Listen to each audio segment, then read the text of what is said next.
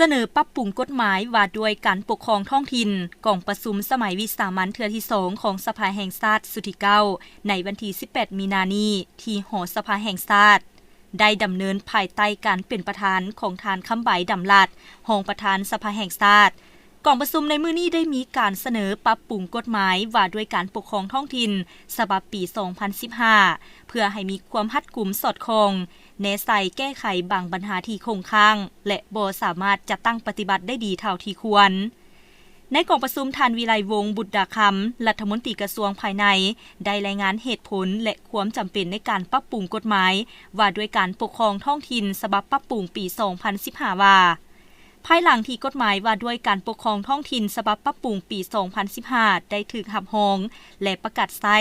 กระทรวงภายใน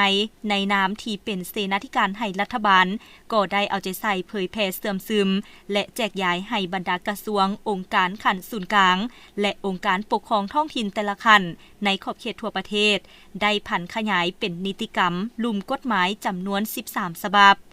บรรดาองค์การขันศูนย์กลางและท้องถิ่นได้ตั้งหน้าผันขยายและจะตั้งปฏิบัติกฎหมายฉบับดังกล่าวเข้าในการคุ้มครองบริหารรัฐในด้านต่างๆขององค์การปกครองแต่ละขัน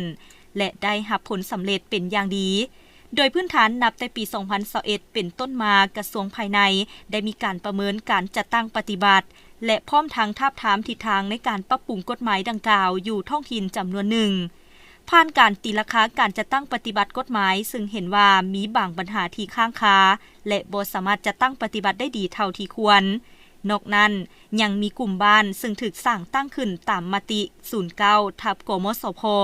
เป็นขอดระหว่างกลางระหว่างเมืองกับบ้านเฮ็ดเวียกคล้ายคือขันการปกครองแต่บ่แม่นขันของการปกครองพร้อมเดียวกันนั้นในตัวเนื้อในของกฎหมายว่าด้วยการปกครองท้องถิ่นฉบับปี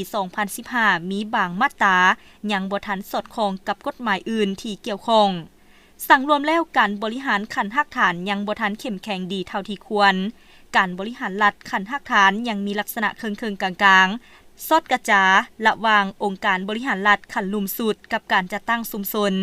การเสนอปรับปรุงกฎหมายดังกล่าวก็เพื่อให้สอดคล้องนิติกรรมจำนวนหนึ่งที่ศูนย์กลางวางออกนั้นเป็นต้นแมนมติว่าด้วยสืบต่อยุ่แหงการผันขยายแนวทางเปลี่ยนแปลงใหม่สู่ลวงลึกสร้างการหันเปลี่ยนที่แข็งแรงลึกซึ้งและรอบด้านในการนำพาของพรรคฉบับเลขที่ 05/คบสพคำสั่งว่าด้วยการคาดคะเนแบ่งความรับผิดชอบของคณะประจำพรรคแต่ละคันฉบับเลขที่ 173/คลสพแจ้งการเกี่ยวกับการแบ่งงานให้สหายรองเลขาคณะบริหารงานพรรคเมืองนครฉบับเลขที่ 56/คจสพแจ้งการเกี่ยวกับทิศซี่นำเกี่ยวกับการสร้างตาแสงในขอบเขตทั่วประเทศฉบับเลขที่ 04/หสพและห่างรัฐธรรมนูญฉบับปรับปรุงปี 2025โดยอิงใส่ทิศนำดังกล่าวรัฐบาลได้ค้นคว้าปรับปรุงกฎหมายดังกล่าว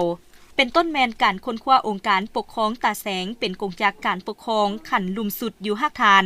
หันบ้านให้เป็นการจัดตั้งของชุมชนพร้อมนั้นก็ได้ค้นคว้าชื่อเอิ้นตำแหน่งบริหาร